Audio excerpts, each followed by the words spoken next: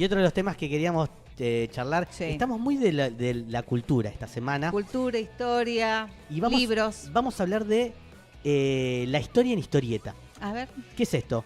Primero, para sacar ese lugar como solemne, Ujú. ese lugar frío del libro, del examen memorizado, vio del examen de memoria de fecha y nombre. ¿Qué fecha, qué nombre? Digo, ¿Cuándo? bueno, ¿Cómo? y pensar la historia de una manera un poquito más didáctica, en otros formatos, Ujú. que permita una mirada más amigable, digo, para los chicos y los no tan chicos. Para eso estamos en comunicación telefónica con José Hugo Goicochea, quien es profesor de historia y director del Centro de Estudios Históricos del Pago de los Arroyos y autor de Aquí mismo, Aquí mismo. que son 4 tomos donde se hace un repaso de la historia argentina. Buen día, José. Nahuel y Erika te saludan. Buen día, buen día. No sé si me están recepcionando bien. Perfecto. Perfecto. Sí, con una luz amarilla que te da de abajo. Pero te vemos muy bien. Sí, está muy bien. Pensábamos en esto de la historia, lo decía recién, para sacarlo de este lugar. ¿Por qué la historieta para contar la historia? Bueno,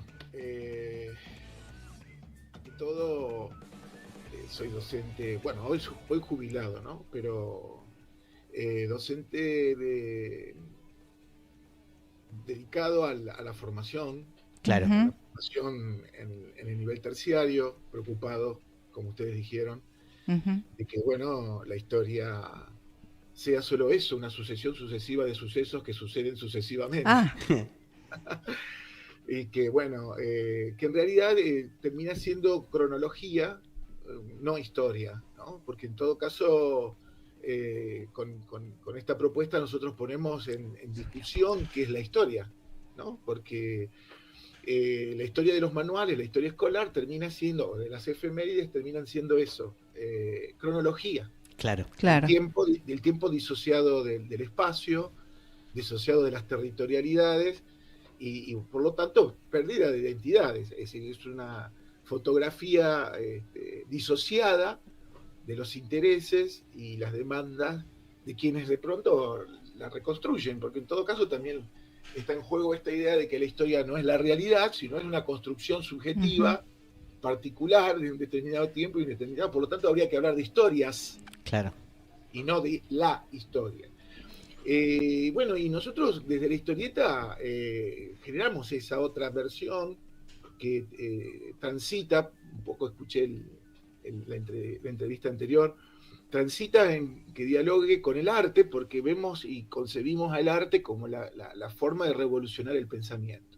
Ah, mirá. Y la historia como una construcción también dentro de la producción artística, no solamente como un compendio científico, ¿no? Del cual yo digo envasado al vacío total, porque a veces los historiadores investigan para que sean solo entendidos por ellos mismos. Claro, se hablan para ellos solos.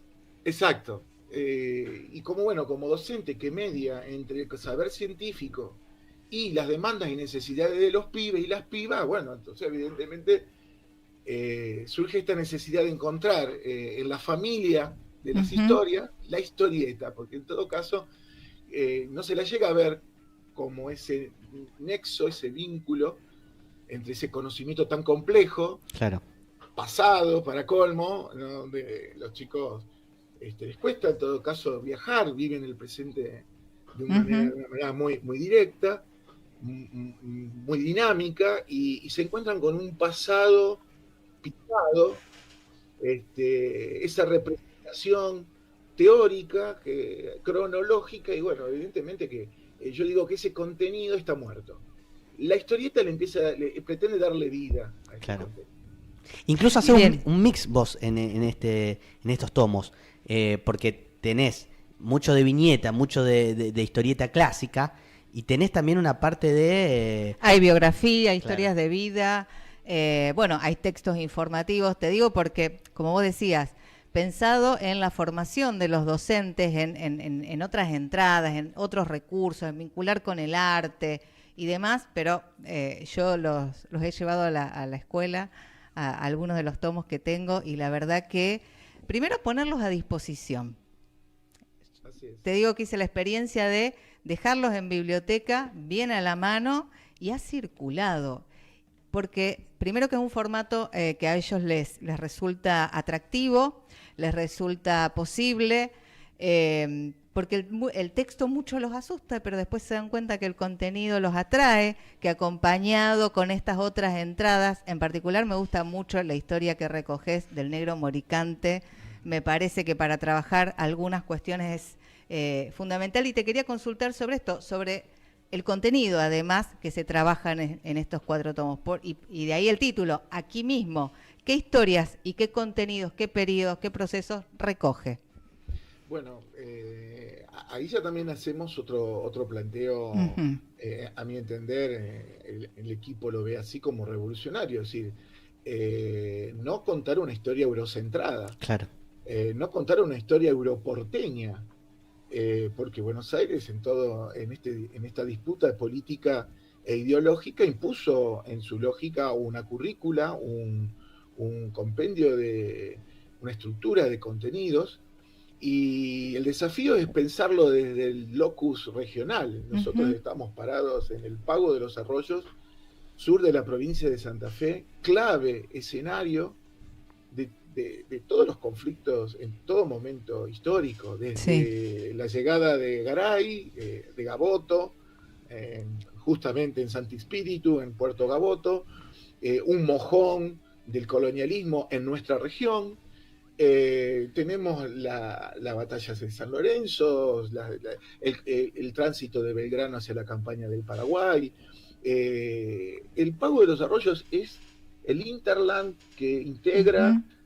y a modo de bisagra territorial, permite pensarnos como ese lugar de paso, de tránsito de los conflictos históricos argentinos. Entonces, ¿por Uh-huh. qué no verlo de esta manera?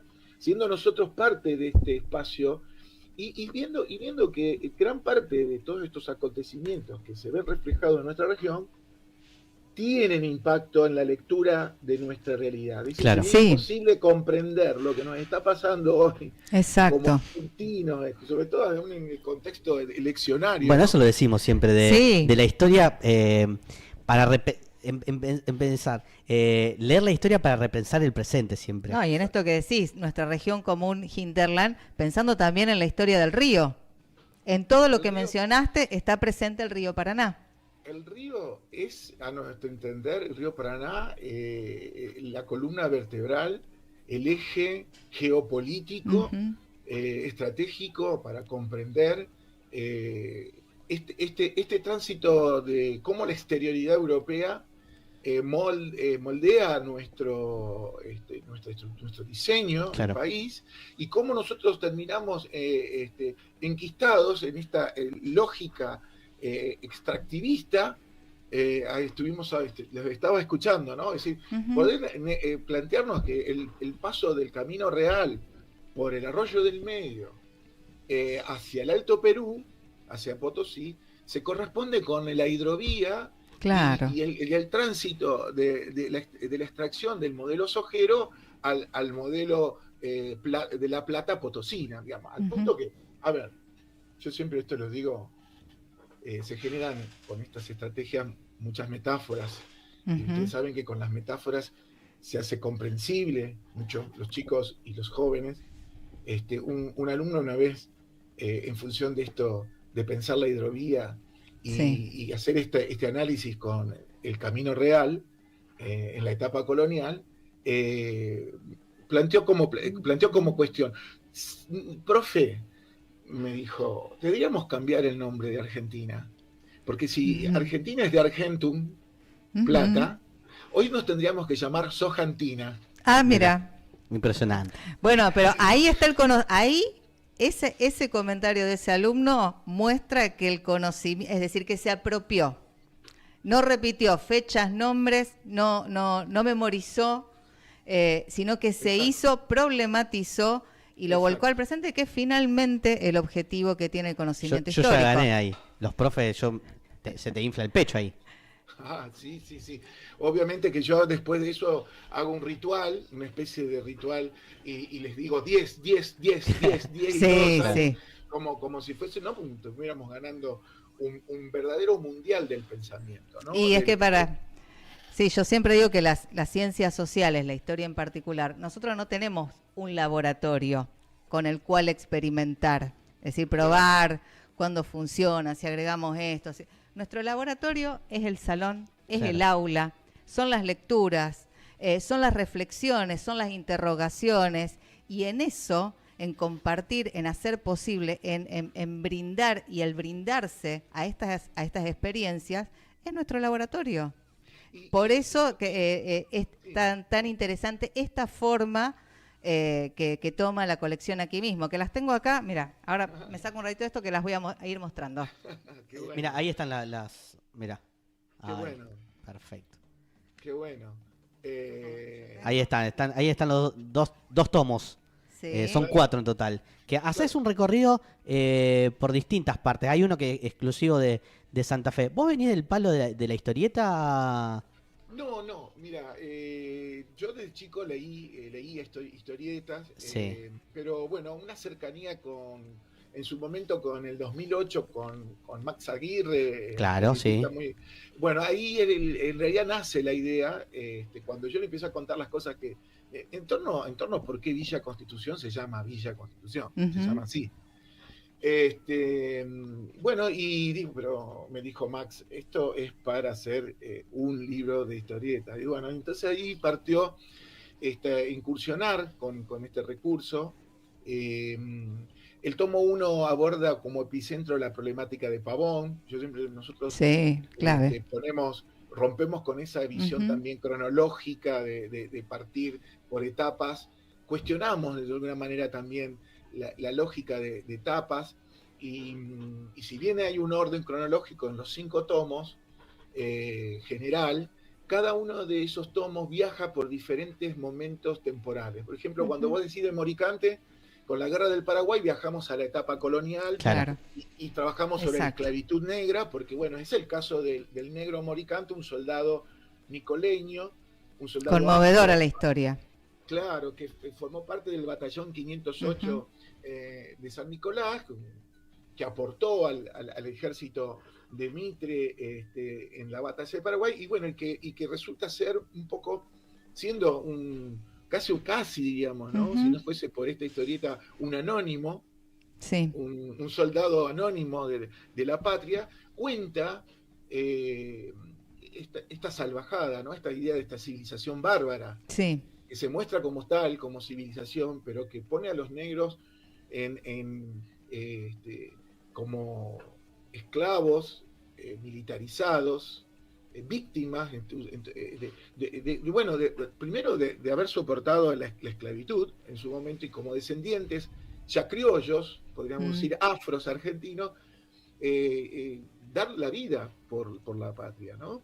En una contienda donde se juegan otros intereses, que son los intereses de Urquiza, Mitre, el capital británico, y toda una línea de situaciones que también ayudan a entender la trama compleja, ¿no? Que son historias que traducen la disputa de poder, pero que eso se ve reflejado en la vida particular e individual de los sujetos, ¿no? Que en realidad no están visibilizados por la historiografía. Así que bueno, Pavón, que se extiende hasta el Paraguay, ¿no? Hasta la Guerra del Paraguay, que en realidad tiene como línea que la Guerra del Paraguay no es un conflicto con un país, sino que con una región de América Latina, de Sudamérica, y que lo que está ahí detrás es la continuidad de la guerra civil, el conflicto de modelos políticos, entre un federalismo que empieza a fracasar y un federalismo que recupera a la manera de los Buenos Aires, a la manera de Buenos Aires, y bueno, se convierte en esto lo que es hoy, ¿no? Un país librecambista, un país agroexportador, un país que le cuesta todavía encontrar ese perfil federal, ¿no? El tomo 2 para mí es muy especial porque, bueno, recupera a Estanislao López, su vínculo con el artiguismo, con la Liga Federal de los Pueblos Libres. Es un trabajo, a mí me gusta mucho porque en Santa Fe no hay trabajos de divulgación histórica sobre Estanislao López. Es una provincia que, teniendo a nuestro caudillo tan importante, desconocemos mucho sobre quién fue Estanislao López. Y bueno, y el tomo 4 ya viaja con el conflicto ya de una Argentina que empieza a cambiar, propio de la derrota de Pavón, del genocidio del Paraguay y la conquista del desierto, de la conquista del norte, de Sí. Chacogualumba. Comienza el ciclo de la guerra de policía de Mitre, el régimen conservador de la década de los 80, los 90, y la Pampa Gringa, Sí. el inmigrante, la trama ferroviaria, radiocéntrica, bueno, cómo se consolida este modelo, que hoy lo vemos también plasmado con los conflictos políticos actuales, ¿no? Hay que ir fundamentalmente ahí para entender la Argentina también de hoy. José Hugo, ¿estás o estuviste en la feria? Y ahí están además la colección. Sí, hoy voy a estar a las 20 horas en tercer piso en el Centro Fontana Rosa. Muy feliz, muy contento porque vamos a presentar la colección. El tomo 5 fue también un trabajo muy esperado, porque este tomo 5 es el compilado bien ya desde la concepción regional, ¿no? Es el compilado de trabajos de historiadores locales. Hay colegas de Santa Teresa, Casilda, Rosario, San Nicolás de los Arroyos, Peirano, no me quiero olvidar de ninguno, Villa Constitución, por supuesto, y bueno, es el resultado colaborativo de importantes historiadores regionales. Sí. El trabajo de un guionista maravilloso, periodista, escritor, Ernesto Parrilla, y bueno, y Loco Rabia, que me acompaña como editora, una editorial que la verdad que está haciendo... Es muy buena edición, sí, la que tienen todos los tomos. Sí. Amigos de la casa, sí. Loco Rabia. Ah, qué bueno. Marcos Vergara, sí. Muy amigo. Bueno, las primeras ediciones las dibujó él, y bueno, y a medida que también fuimos avanzando, convocamos a guionistas y a dibujantes de todo el país. Adrián Montini es el dibujante de esta edición del tomo 5, así que también hicimos un intento también de integrar Buenos Aires, pero con perspectiva federal, por supuesto. Claro. Bueno, José, te agradecemos, la verdad. Un placer esta charla. La tenemos que seguir en un café. Sí. Digo, sí. Y los invitamos a todos a que vayan a buscar la colección, que es realmente... absolutamente recomendable para todas, para grandes, para chicos, para acercarse a la historia de este modo. Así que esta noche en la Feria del Libro. 20, en la Feria del Libro, los espero. Y también animar a los colegas docentes a trabajar. Yo hago muchos talleres en las escuelas. Tengo varias programadas en el sur de Rosario.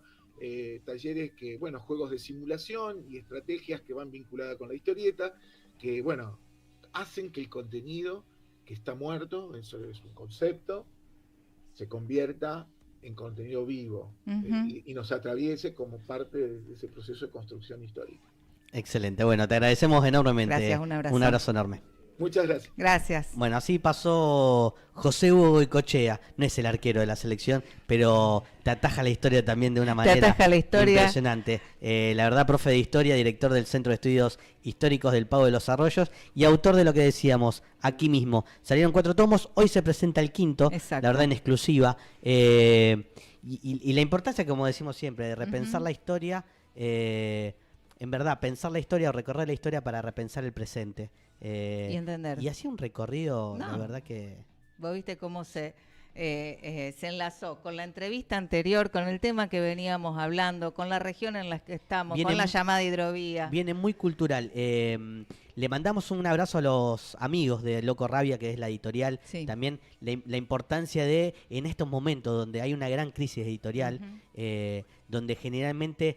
como sucede en muchos sectores, está monopolizado, y a las editoriales independientes le cuesta mucho editar, por el costo. Cuesta tanto cobrar a los escritores y demás. Y demás que... Una apuesta así es muy importante. Le mandamos un gran abrazo y aprovecho también para mandar un saludo a otro amigo de la casa, Milenario Comics, Alejandro, un amigo que tiene los tomos también, si no lo consiguen, ahí en Richeri 814 lo pueden hacerse porque Yo vengo de ahí, yo tuve mi paso trabajador en esa comiquería. Ahí me hice... Y además te gusta mucho el formato, sos lector de historietas. Me gustan las historietas, recomiendo poco. Si le gusta a mí me gusta el cómic nacional. Ujú. De por sí, no... Me costó mucho el yankee, esto de los superhéroes, me costó mucho también el manga que se usa que se lee mucho ahora, Sí, el japonés. sí.